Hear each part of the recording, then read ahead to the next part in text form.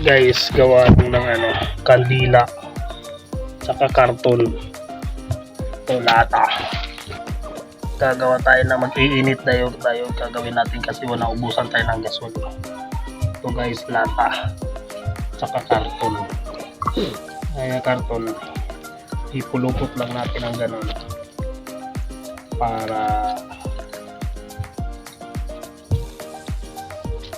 wala kaming gasol naubusan. Wala kaming kahoy, kaya yung lang pinakulong lang ko. So guys, malapit na yung bandila ko.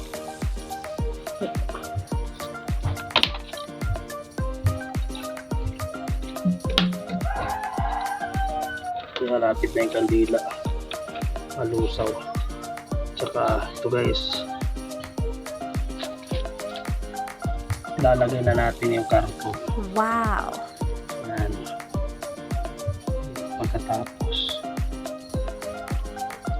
lalagay na natin yung kandila na natunaw.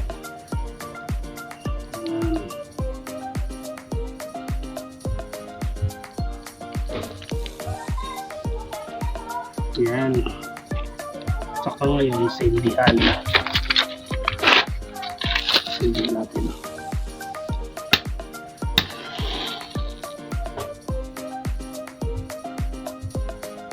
Yan, dalawa na.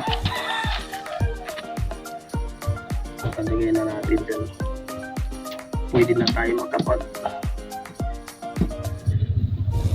Yung guys, tatlo na yung ginawa ko. Naiwan ko ilang minuto to bago maluto.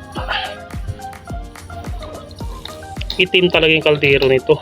Natin guys kung ano nangyari. Wow, kumulo na, galing. Ayan na.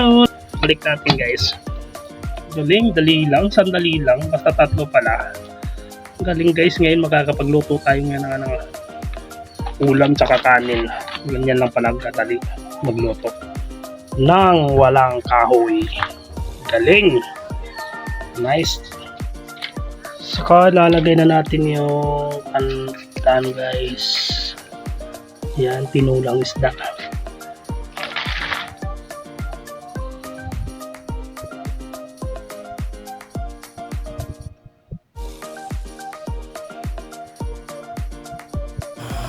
Guys, lagyan na natin ng asin.